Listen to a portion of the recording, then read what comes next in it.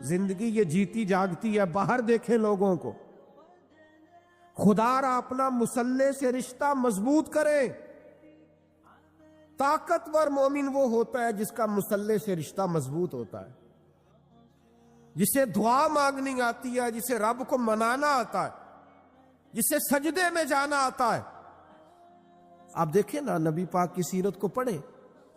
سورج گرہن ہو گیا تو حضور نے مصلی بچھا لیا، بارش نہیں ہوتی تو مصلی بچھا لیا، بارشیں زیادہ ہوتی ہیں تو مصلی بچھا لی، ہر موقع پر نماز۔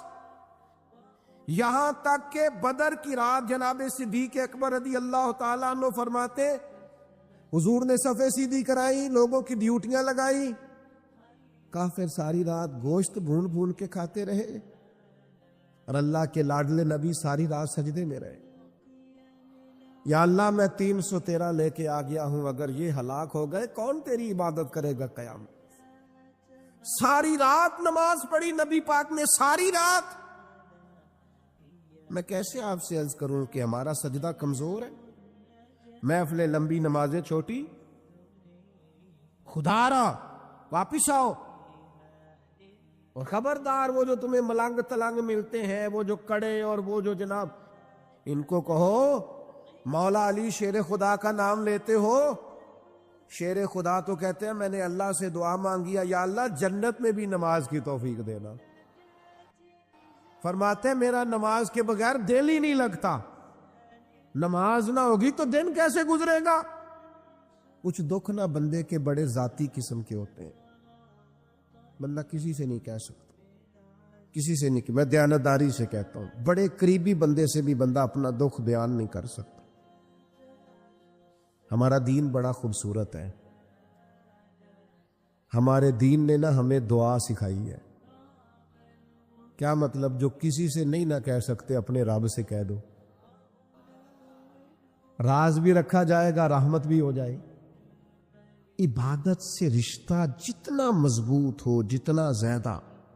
ایک دوست مجھ سے کہنے لگے میرا نماز میں دل نہیں لگتا، تو میں نے انہیں کہا نماز دل کی عبادت نہیں، اللہ کی عبادت ہے۔ دل نہ لگے پڑھنی پھر بھی ہے، دل کا کیا تعلق؟ دل تو کئی چیزوں کو کرتا ہے، کئی کو نہ بھی لگے۔ اور میں نے کہا ویسے آپ سے سچ بتاؤں، دل اگر صحیح کر کے کہیں لگتا ہے تو لگتا ہی نماز میں ہے۔ اگر وہ کہیں صحیح کر کے لگتا ہے نا، لگتا ہی نماز میں۔ اور نبی پاک علیہ السلام تو اس طرح تربیت کرتے نماز کی کہ ذہن کے قریب بات چلی جاتی، قریب کہ دیکھیں نا، اور میرا مضمون مکمل ہو گیا، بات ختم کرنے لگا ہوں، آپ توجہ کیجئے گا میری بات پر۔ حضور نہ ذہن کے قریب کر کے بات کرتے، انسانی ذہن کے قریب بات ذہن میں اتر جاتی۔ سرکار صحابہ سے فرمانے لگے مجھے بتاؤ بھئی اگر کسی کے دروازے پہ نہر ہو اور وہ دن میں 5 بار غسل کرے، اس کے جسم پر کوئی میل رہ جائے گی؟ ایک تو نہر ہو، نہر کا معنی یہ کہ پانی کھلا ہو، پانی کی دقت کوئی نہیں، اور پھر بندہ بھی وہ نہ ہو جو سستی کرے، 5 وقت نہانے کا عادی ہو۔ دن میں بندہ 2 دفعہ بھی نہا لے، 1 دفعہ بھی نہا لے تو میل ہے۔ فرمایا جو دن میں 5 دفعہ نہائے میل رہ جائے گی؟ کہ یا رسول اللہ بالکل نہیں رہے گی۔ اب یہاں تک لوگ پہنچ گئے نا کہ آپ سوچیں اس بات کہ بندہ رہتا ہے نہر کے کنارے، سہولت موجود ہے 5 وقت غسل کرنے، فوراً حضور کبھی میل رہ ہی نہیں سکتی۔ تو حضور فرمانے لگے جو 5 نمازیں پڑھے اس کے ذمہ گناہ بھی کوئی نہیں رہتا، اس کے ذمہ گناہ بھی، بندے کو رب کا قرب ملتا ہی سجدے میں۔ اور جو کہتا ہے نا میں عاشق رسول ہوں اور پھر بے نمازی ہے، اس کا عشق بھی ہماری سمجھ میں نہیں آتا۔ عاشق تو ملتا ہی محبوب کے دروازے پہ ہے، یہ کیسا عاشق رسول ہے؟ اس سے بیٹھ کے باتیں کرا لو، گپیں کرا لو بڑی دیر، مذہبی عنوانات پہ گفتگو کرا لو، جتنی نماز کا ٹائم آتا ہے تو کام یاد آ جاتا ہے۔ یہ کیسا عشق ہے؟ نبی پاک نے تو فرمایا نماز میری آنکھوں کی ٹھنڈک، نماز کو آنکھوں کی۔ میں تو دوستوں سے کہتا ہوں نمازیوں کو عزت دینی شروع کرو۔ ساڈے خیر نال میلاد دا جلسہ بھی نا ਉਹਦੀ ਵੀ ਸਦਾਰਤ ਮਾਲਦਾਰ ਨਹੀਂ ਕਰਨੀ ਹੁੰਦੀ, ਚਾਹੇ ਸਾਰਾ ਸਾਲ ਮਸੀਤੇ ਨਾ ਹੋਵੇ। किसी को दाढ़ी टोपी लेके आ जाए, सदारत मालदार नहीं करनी। और जिसको 35 साल हो गया ना, फजर की अजान पढ़ता है और मस्जिद खोलता है और सफाई करता है और तहज्जुद भी पढ़ता है, उसे बिठाओ मिलाद की महफिल की सदारत कर। लेकिन बंदा माड़ा होता है ना, बाग देड़ वाला, लिहाजा उसकी सदारत लिखी जा सकती। नाराज हो गए हो जाओ, कोई गल नहीं, गल तो ठीक की है। मैं नाराज होके फैसला कर लो कि अगो इंज ही करना है, लेकिन नाराज होते फैसला नहीं करते। खुदा के बंदो, नमाजी का दर्जा, बहुत सारे उलमा हैं, मशाइख तारीख में गुजरे हैं जो बेनमाजी की गवाही कबूल नहीं करते थे। कहते थे नमाज ही नहीं पढ़ता, इसकी गवाही कैसे? नमाज तो एक मेयार है। तो अल्लाह के बंदों की ये शान है कि वो, मेरी चूंकि बात मुकम्मल हो गई है, मैं इसको समेटना चाह रहा हूं। नौजवानों से एक बात करूंगा बड़े दर्द के साथ, अपनी जिंदगी नमाज से मुरत्तब करें। हम, अल्लाह का शुक्र है, हमारे जितनी भी तरतीब किसी काम की लगती है ना, तू जोर से पहले आ जाना, तू जोर के, बड़ा कम ऐसे होता है कि हमें बताना पड़े 3 बजे, 4 बजे, 5 बजे। महफिल का टाइम मगरिब के बाद, इशा के बाद, इशा, सारा दिन ही नमाज से मुरत्तब है। अपने आप को नमाज से जोड़े। हुजूर अलैहिस्सलाम ने फरमाया, जो रब का जिक्र करे वो जिंदा है, और जो मालिक को याद ना करे मुर्दा है। करोड़ की गाड़ी दरवाजे के सामने खड़ी हो, 6 करोड़ का घर हो, पर अल्लाह का जिक्र नहीं करता तो बंदा जिंदा। नमाज की परवाह नहीं तो उसके अंदर जिंदगी नहीं है। अपना ये मेयार बनाए। सही मुस्लिम शरीफ में इस आया करीमा का शान नुज़ूल है। मेरे नबी करीम अलैहिस्सलाम के काशाना नूर पे एक बड़ा ही नसीबों वाला मेहमान आ गया। उसके लबो लहजे में और उसके आने में महसूस ये होता था कि भूखा है, खाना चाहता है। हुजूर अलैहिस्सलाम फौरन अज़वाज मुतहरात के घरों में ये पैगाम दिया कि कुछ खाने को है तो भेजा जाए। दो जहां के शाह हैं पर पास कुछ रखते नहीं। दो जहां की नेमतें हैं इनके खाली हाथ में। जवाब ये आया कि या रसूल अल्लाह सल्लल्लाहु अलैहि वसल्लम, वो जो आपका फ़क्र इख्तियारी है ना, उसके सबब से कई दिनों में घर में खाना नहीं पका। महबूब दो आलम सल्लल्लाहु अलैहि वसल्लम ने सहाबा के इज्तिमा पे नजर डालते हुए फरमाया, कौन है जो मेरे मेहमान को ले जाए और इसे खाना खिलाए? क्या लज्जत वाले जुमले हैं कि मेहमान मेरा है और कोई ले जाए और इसे खाना खिलाए। हजरत अबू तलहा रदी अल्लाह ताला अन्हु, मजे की बात यह है कि वो ज्यादा मालदार आदमी नहीं थे, गरीब आदमी थे। बड़ी मजेदार होती है वो सखावत, जो सखावत नहीं होती कुर्बानी होती है, जो सखावत नहीं होती एसार होता है, जो दूसरे को तरजीह दी जाती है। इस तरह के लोग बड़ी मजेदार जिंदगी गुजारते हैं। मैं क्या करता हूं कि एसार बहुत आला इखलाक का नाम।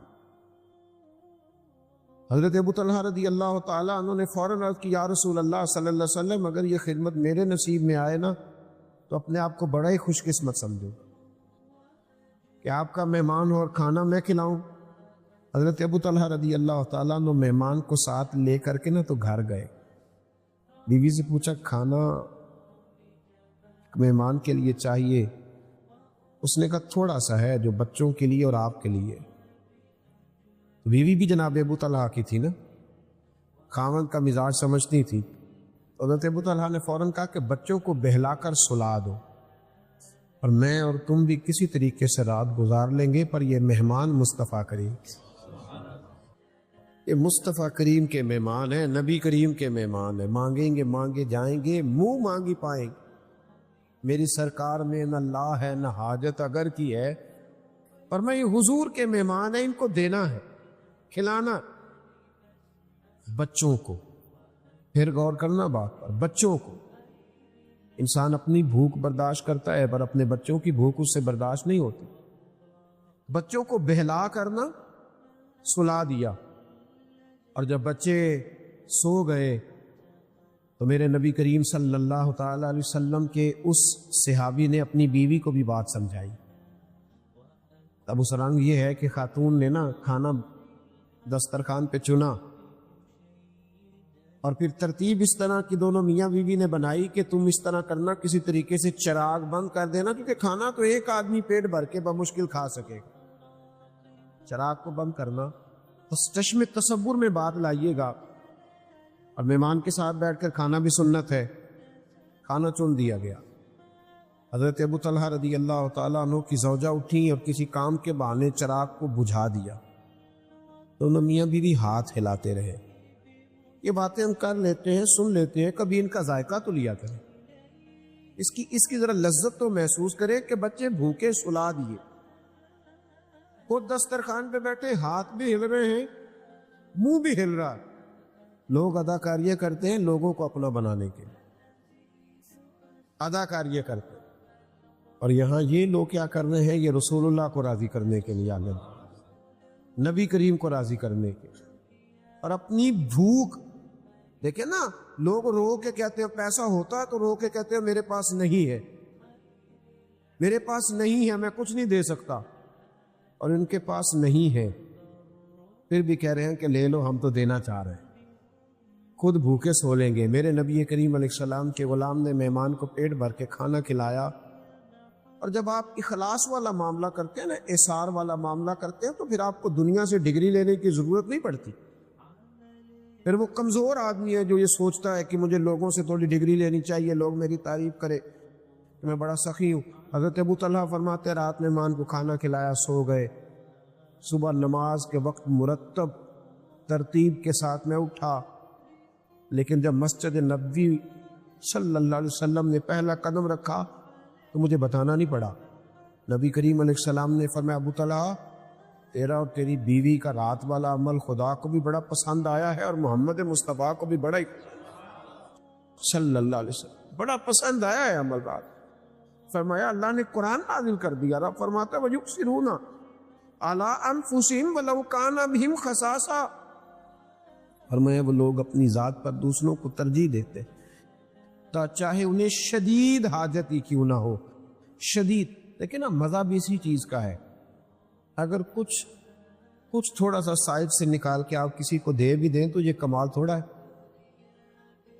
میرے پاس پڑے ہوئے تھے 50,000 تو میں نے 2,000 خرچ کر دیے، تو یہ کمال تھوڑا ہے۔ میرے پاس چند چیزیں پڑی ہوئی تھی تو ایک مجھے پسند تھی، ایک ناپسند تھی، تو چلو یہ کون سا میں پہنتا ہوں کسی کو دے دی، تو یہ کوئی کمال ہے؟ اللہ تو فرماتے ہیں لن تنالوا البر حتی تنفقوا مما تحبون۔ اگر کسی نیکی تک پہنچنا ہے نا، دیکھیے فرمایا اگر نیکی تک پہنچنا ہے تو پھر سنو، تم ہرگز نیکی تک نہیں پہنچ سکتے جب تک اپنی پیاری چیز راہ خدا میں خرچ نہ کرو۔ مما تحبون، وہ خرچ کرنی ہے جس سے تمہیں محبت ہو گئی، وہ چیز تم نے خرچ کرنی ہے جس سے تمہیں محبت ہو گئی ہے۔ لن تنالوا البر، ورنہ تم نیکی تک پہنچ سکتے، پھر ٹھیک ہے تم اپنے دل کو مطمئن کر لو، اپنے آپ پہ راضی ہو جاؤ کہ میں نے یہ کر لیا ہے، لیکن تم خیر تک نہیں پہنچ سکتے۔ اگر نیکی تک پہنچنا ہے تو پھر تو اپنی محبوب چیز، پیاری چیز اللہ کے راستے میں خرچ کرنی ہوگی۔ میرے نبی کریم علیہ الصلوۃ والسلام نے ارشاد فرمایا، حضرت عمر حدیث کے راوی ہیں، ابن حبان میں موجود ہے، فرمایا جس شخص نے اپنی خواہش کو روک لیا، دل میں جذبہ تھا، خواہش تھی، پر اس نے اس کو روک لیا، جس نے اپنی خواہش کو روک کر، اپنے نفس کو روک کر اپنے بھائی کی ضرورت پوری کر دی، تو محبوب فرماتے ہیں اللہ اتنا راضی ہوتا ہے کہ اس احسار کرنے والے کی بخشش ہی فرما دے، رب اسے معاف فرما دیتا ہے، اس کے گناہ معاف کر دیتا ہے کہ میرا بندہ سمجھ کے اس نے اس طرح کا رویہ کیا، میرا بندہ۔ دیکھیں نا خواہشات کہاں نہیں ہوتی، خواہش کہاں نہیں ہوتی۔ یہ نفس تو ایک ایسا گھوڑا ہے کہ آپ اس کی ایک بات مانیں تو سمجھ لیں کہ ایک لگام اس کی ڈھیلی ہو گئی، پھر یہ فٹافٹ دوسری بھی ڈھیلی کرنے کی کوشش کرے، ایک کے بعد دوسری، دوسری کے بعد تیسری۔ خواہشات تو وہ انسان کے نفس کا وہ پیالہ ہے جو کبھی پر نہیں ہوتا۔ تھوڑا تھوڑا اپنی خواہشات کو روک کر اگر احسار کیا جائے، اگر کوشش کی جائے کہ چلے بہت زیادہ اپنے ہی آپ کو سنوارتے رہنا، اپنے ہی گھر کو سب ضرورت کا کام ضرور کرے، باقی کوشش کرے تھوڑا سا بچ جائے، اور اس غریب کو بھی میسر آ جائے، اس غریب کو بھی جس بیچارے کے پاس اپنی چھت بھی موجود نہیں، گھر کی صرف اس کو سجانے سنوارنے میں کروڑوں روپیہ لگانے کی بجائے اگر کسی کی جھونپڑی کا بندوبست کر دیا، گاڑی صرف اس لیے بدلنے کی بجائے کہ ماڈل پرانا ہو گیا ہے، اگر کسی شخص کے آنے جانے کے اسکول کے کرائے کا ہی بندوبست کر دیا جائے تو میرے بھائی کس قدر زیادہ لوگوں میں پیار بٹے گا۔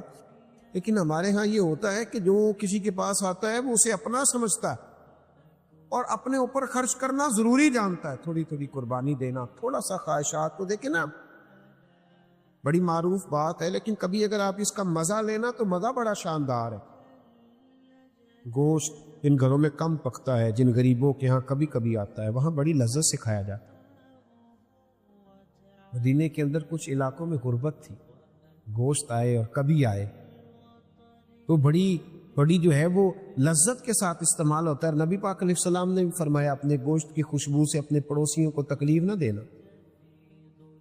کیا لفظ ہے، کبھی ان کا اثر اور کبھی ان کا سرور محسوس کرے، گوشت کی خوشبو سے اپنے پڑوسیوں کو تکلیف نہ دینا۔ میرے اساں فرمایا کرتے تھے اگر روز پھل کھانے ہیں نا تو چھلکے پڑوسی کے دروازے کے آگے نہ پھینکنا، کہیں ان کے بچے بھی ضد نہ کریں یہی والا پھل ہم نے بھی کھانا ہے۔ پتہ نہیں بیچارے کا باپ لا کے دے سکتا ہے کہ نہیں لا کے دے سکتا۔ تو ایک بکری کی سری ایک صحابی نے کسی کے گھر میں بھیجی۔ اب یہ کبھی کبھی گوشت آیا ہے ہاتھ میں تو وہ پکتا ہے، اس کی ایک لذت ہے، اس کا ایک سرور ہے، وہ کھانا تھوڑا زیادہ کھایا جاتا ہے۔ اس کے گھر میں جب سری آئی ہے اس دل میں خیال آیا یار میں تو غریب ہوں ہی، یہ جو میرے ساتھ میں پڑوسی رہتا ہے نا مجھے اس کے حال کا پتہ ہے۔ آج ہمیں پڑوسی کی بیوی اور اس کے بچوں کی حرکتوں کا پتہ ہوتا ہے پر ان کی غربتوں کا پتہ نہیں ہوتا۔ یہ پتہ ہو کہ آنا جانا کس کا ہے لیکن وہاں بیمار کتنے، کمزور کتنے، پریشان کتنے، یہ نہیں پتہ ہوتا۔ مجھے خبر تو ہے کہ میرے پڑوسی کے بچوں کو کتنا دیر ہو گئی گوشت نہیں کھایا، تو اس نے نا سری ساتھ والے پڑوسی کے گھر میں بھیج دی۔ جب اس کے گھر میں آئی تو ماں باپ نے میٹنگ کی، بچوں کو بٹھایا، کہا تحفہ تو ہمیں ملا ہے، کھا تو ہم سکتے ہیں لیکن تمہیں پتہ ہے ہمارے ساتھ والے گھر میں کچھ بیمار لوگ بھی رہتے، تو بیمار کو اگر تھوڑا سا گوشت کا شوربہ پینے کو ملے گا تو اس کی دل کو تسلی ہوگی۔ بکری کی سری تیسرے گھر میں گئی، تیسرے نے چوتھے کے گھر میں بھیج دی، چوتھے نے پانچویں کے اور پانچویں نے چھٹے نے، اور جب چھٹے نے اس کو دیکھا تو اس نے کہا یار دیکھو گوشت تو گھر میں آ ہی جاتا ہے لیکن نیکی کا موقع کبھی کبھی آتا ہے، کسی اور کو نہ دے دوں۔ اس نے دوبارہ پلٹ کے نا ساتویں کو دے دی، اور جب ساتویں کے ہتھی آئی تو اس نے دیکھی اوہو تو بڑے سارے گھروں میں ہو کے آئی ہے۔ ایک محدث نے تو یہاں کمال جملے لکھے ہیں، وہ کہتے ہیں اس نے پھر بھی اکیلے نہیں کھائی، اکیلے نہیں کہ اس نے بیوی سے کہا اس طرح کرو اس کو پکاؤ تو شوربہ ذرا زیادہ کرنا، ساتوں گھر مل کے ہی کھائیں گے، اس کا شوربہ ذرا زیادہ پکانا، ساتوں گھر مل کے کھائیں گے، تھوڑا تھوڑا کھا لیں گے، ذرا مل کے کھا لیں۔ میرے بھائی تھوڑا سا اثار کا مزاج بن جائے نا، آپ یقین کریں اثار کا مزاج بن جائے